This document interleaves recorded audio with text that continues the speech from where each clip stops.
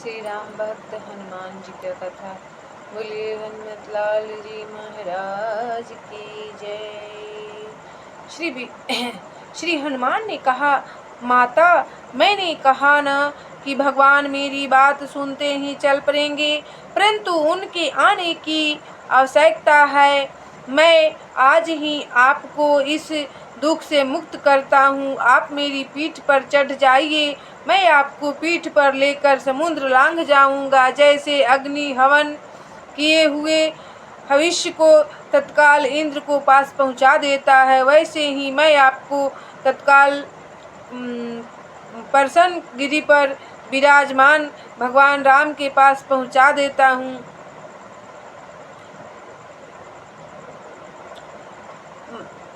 भगवान की कृपा से न केवल आपको बल्कि रावण के साथ सारी लंका को मैं ढो कर ले जा सकता हूँ। अब देर मत कीजिए। अब जब मैं आपको लेकर चलूँगा तब कोई भी राक्षस मेरा पीछा नहीं कर सकेगा। हनुमान की बात सुनकर सीता को बड़ी प्रसन्नता हुई। उन्होंने कहा, हनुमान, तुम्हारा शरीर बहुत छोटा है, तुम मुझे ले चलने का साहस कैसे कर रहे हो। तब हनुमान ने सीता को अपना विराट रूप, रौद्र रूप दिखलाया। वे बढ़कर सुमेरु पर्वत के समान हो गए और उन्होंने सीता से कहा, देवी, अब देर मत करो, कहो तो राक्षसों के साथ लंका को ले चलूं, कहो तो राक्षसों को मारकर लंका को ले चलूं। निश्चय कर लो और चलकर राम लक्ष्मण को सुखी करो। तब जानकी जी ने कहा, हनुमान, मैं तुम्हारी शक्ति, तुम्हारा बल जान गई। तुम वायु और अग्नि के समान प्रतापशाली हो, तुम मुझे ले चल सकते हो, परंतु तुम्हारे साथ मेरा जाना ठीक नहीं होगा, तुम्हारे साथ जाना उचित नहीं होगा। मैं तुम्हारे तीव्र वेग से मूर्छित हो सकती हूँ, तुम पर से गिर सकती हूँ, राक्षसों से तुम्हें बड़ी लड़ाई करनी पड़ेगी और मेरे पीठ पर रहने से तुम्हें बड़ी आपत्तियों का सामना करना पड़ेगा। युद्ध की बात है, पता नहीं तुम जीतोगे या वे जीतेंगे। तुम जीत भी सकते हो, परंतु इससे भगवान की यश नहीं बढ़ता। मेरे इस प्रकार जाने से बहुत लोग सोचेंगे कि हनुमान अपनी पीठ पर किसको ले जा रहा है। एक ही क्षण के लिए सही उन्हें हमारे चरित्र पर शंका हो सकती है। सीता ने और भी बहुत से कारण बतलाते हुए कहा, पति भक्ति की दृष्टि में स्वेच्छा पूर्वक तुम्हारे शरीर का स्पर्श नहीं कर सकती। रावण ने मेरा शरीर छू लिया था, वह तो विश्वता की बात थी, मैं असमर्थ थी। क्या करती। जब राम यहाँ आकर राक्षसों के साथ रावण को मारेंगे तब मैं उनके साथ चलूंगी और यही उनके योग होगा। हनुमान ने सीता की बातों का सम्मान किया, उनकी प्रशंसा की। सीता ने कहा, बेटा, तुम्हारी भक्ति, भगवान पर विश्वास है और तुम्हारा बल पौरुष देखकर मुझे बड़ा संतोष हुआ है। मैं तुम्हें आशीर्वाद देती हूँ कि तुम बड़े बलगन, शीलावान, अजर, अमर और गुणी हो। भगवान सदा तुम पर स्नेह रखेंगे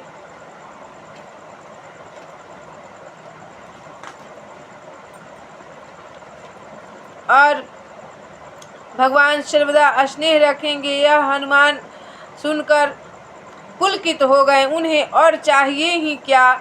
जीवन का परम लाभ तो यही है। उन्होंने माता के आशीर्वाद को अमोघ कहकर कृत प्रकट किए।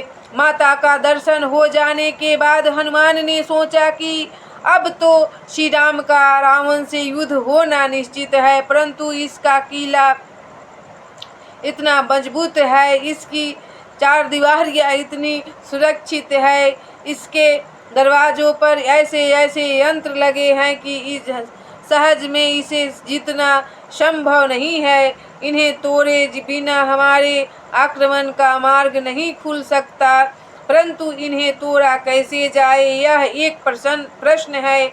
अच्छा, मैं तो बानर हूँ ना, मैं फल तोड़ कर खा सकता हूँ, क्योंकि अब भगवान का काम हो चुका है। मैं वृक्षों को कुछ डाल पात तोड़ सकता हूँ, क्योंकि इन दुष्टों को उत्तेजित करने का यही एक मार्ग है। हनुमान ने निश्चय कर लिया। उनकी बुद्धि और बल देखकर माता ने भी अनुमति दे दी। बाग के अनेकों वृक्ष नष्ट हो गए। बागवान खदेड़ दिए गए। हजारों राक्षस धूल में मिला दिए गए। एक गुस्से से ही अक्षय कुमार की हड्डी फसली चूर चूर हो गई। सारी लंका में तहलका मच गया। रावण पहले तो स्वयं ही युद्ध करने के लिए आ रहा था, परंतु मेघनाद ने उसे रोक दिया। वह आया, हनुमान के प्रहारों से उसके प्राणों के लाले पड़ गए। तब उसने घबराकर ब्रह्मापाश का प्रयोग किया। यद्यपि ब्रह्मा के वरदान से हनुमान ब्रह्मापाश से मुक्त थे, तथापि उन्होंने सोचा कि ब्रह्मापाश का अपमान नहीं करना चाहिए और रावण की सभा में चलकर भगवान की महिमा सुनानी चाहिए, जिससे राक्षस भयभीत हो जाए। वे स्वयं ही ब्रह्मापाश में बंध गए और मेघनाद बड़ी प्रसन्नता से उन्हें राजसभा में ले गया। वहां जाते जाते वह बंधन उनके शरीर से छूटकर गिर चुका था। तब हनुमान ने देखा कि रावण की सभा में बड़े बड़े देवता, लोकपाल, दिक्पाल हाथ जोड़े खड़े हैं। सूर्य का प्रकाश मंद है, वायु पंखा झल रहा है और अग्निदेव आज्ञा की प्रतीक्षा कर रहे हैं। सब रावण के इशारे का इंतजार कर रहे हैं। हनुमान निशंक खड़े थे। रावण ने उन्हें इस प्रकार अनुचित देखकर न जाने क्या सोचा और ठहाका मारकर हंसने लगा, परंतु दूसरे ही क्षण उसे अपने पुत्र अक्षय कुमार की याद आ गई। तब उसने डांट कर पूछा, तू कौन है? किसके बल पर तेने ऐसा उत्पात मचा रखा है? क्या तू मुझे नहीं जानता? मैं अभी तुझसे समझता हूँ। हनुमान ने बड़े ही गंभीर स्वर से कहा, रावण जो संपूर्ण प्रकृति के आश्रय है, जिनके रोम रोम में कोटि कोटि ब्रह्मांड प्रति क्षण पैदा होते हैं, नष्ट होते हैं, रहते हैं, जिनकी शक्ति से ब्रह्मा विष्णु महेश अपना अपना काम करते हैं, जिनके कृपा लेस से शेषनाग पृथ्वी को धारण करने में समर्थ होते हैं, जो तुम्हारे जैसे राक्षसों को दंड देने के लिए ही अवतीर्ण हुए हैं। मैं उन भगवान राम का दूत हूँ। क्या तुम उन्हें नहीं जानते? नहीं जानते? जनक के धनु यज्ञ में जो धनुष मुझसे हिल तक न सका था, उसे तिनके के भांति तोड़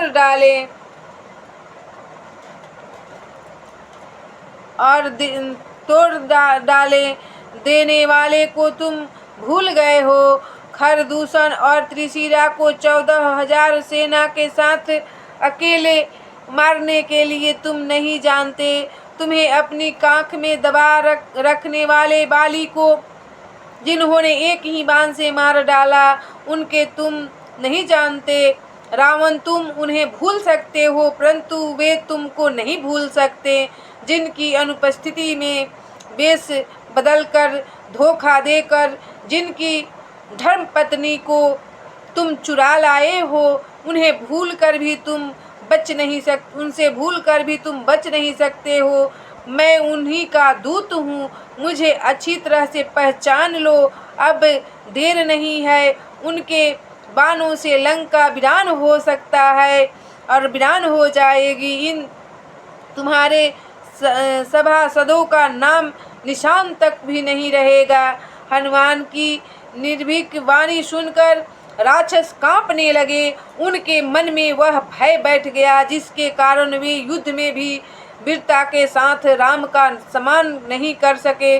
देवता लोग मन ही मन प्रसन्न हो गए और रावण ने हनुमान की बातों की अपेक्षा कर दी। हनुमान ने पुनः कहा, भूख लगने पर फल खाकर मैंने कोई अपराध किया है? पेड़ पत्ता तोड़ना तो मेरा भगवान स्वभाव ही दिए हैं वानरी रूप का। जिन दुष्टों ने मुझे मारा है उनसे अपना रक्षा करने के लिए मैंने भी प्रहार किया है। ज्यादती तो तुम्हारे पुत्रों की ही है जिन्होंने मुझे बंदी बना के चेष्टा की है, परंतु मैं उन्हें क्षमा करता हूँ। तुम मेरी एक बात सुन, बस एक बात मान लो। मैं नियम से विनय से कहता हूँ, प्रेम से कहता हूँ और सच्चे हृदय से तुम्हारे हित के लिए कहता हूँ। भाई रावण जो काल सारी दुनिया को निगल सकता है, वह उनसे भयभीत रहता है, वह उनके अधीन रहता है। उनसे बैर करके तुम बच नहीं सकते।